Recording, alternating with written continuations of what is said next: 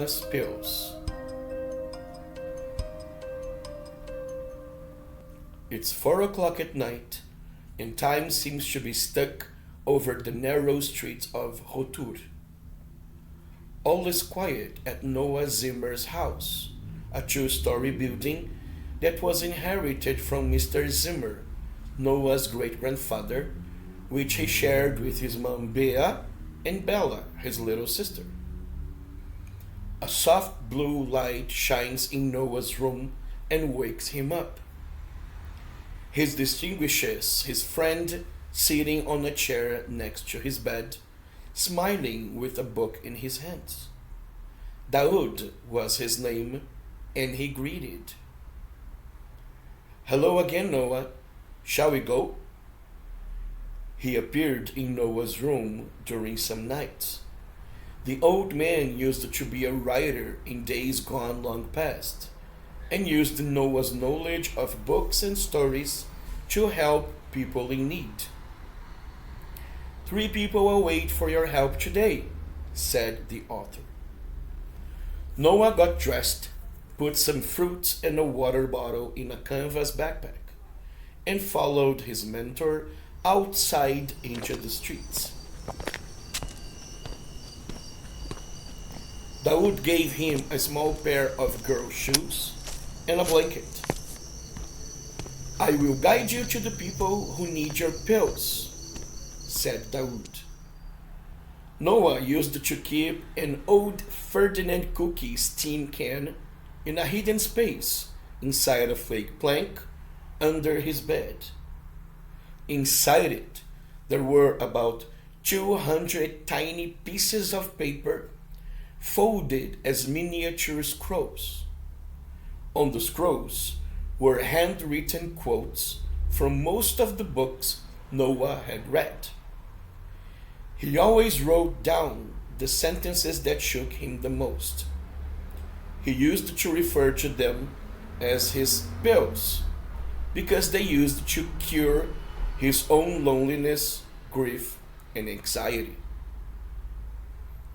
Outside, they walked down a straight path until a river bank, entered the woods, and found in an open area a small stone house that looked abandoned. Inside it lived Ivan, a peasant who had been living alone for decades. No one used to go there. When they entered, he was sleeping over ragged sheets, trembling in cold. He was a teacher who lost his 3 kids in a boat tragedy. He was never the same and left all his jobs. People started to tell false stories about him, and today kids think he's a bad person, Daoud explained. Noah knew what to do. He opened the tin can and picked the pill. It read, "Do not kill him even now. I do not wish him to be slain. He was great once. He is fallen, and his cure is beyond us. But I would still spare him in the hope that he may find it." Noah took the water bottle, put the pill in the poor man's mouth, and covered him using the blanket Daoud gave him. He drank it without waking up. He smiled, and a peaceful look could be seen on his face.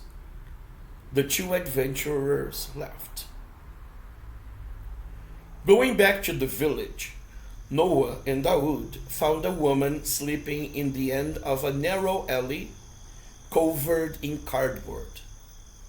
The writer told her story. "Her name is Perlahan.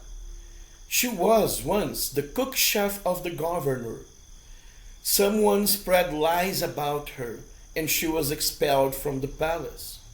Since then, nobody hired her, and she has lived in the streets, consumed in anguish and thinking of revenge." Noah took the water, put the pill in her mouth. She smiled, and the boy left some fruits beside her. The pill had the following message: Yes, I would forgive. I wouldn't be the same, no, but I would forgive. And forgive in such a way as if it hadn't happened.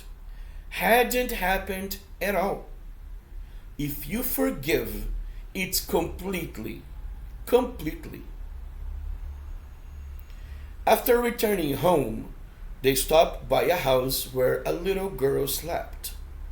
They entered quietly, and Noah gave her the pill. As before, she smiled as she took the pill.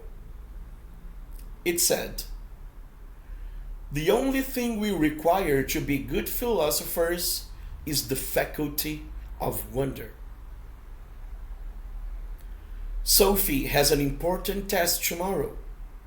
That test will say if she can move to the capital to study at a prep school. It will change her story, so she needs a good grade, explained Daoud, while Noah left the pair of shoes by her bed. Daoud accompanied Noah to his house and waved goodbye. The boy saw his friend disappear into the night mist. When the clock rang at 6 o'clock, Noah got up, went downstairs to make coffee, and woke up Bella for school. Their mother was already returning home from the bakery with bread and milk. Her voice was a mixture of emotion and surprise. "Did you know 2 people were found dead in the village this morning?" Noah looked at her in total awe. "Where?" "In the old stone cabin and in the alley behind the bakery. They looked peaceful, although they were alone. Nobody knows what happened." Peaceful was the word Noah was waiting to hear. He was happy that his pills could help the 2 lone people have a good departure. And he thought, who would be the next ones to receive his help?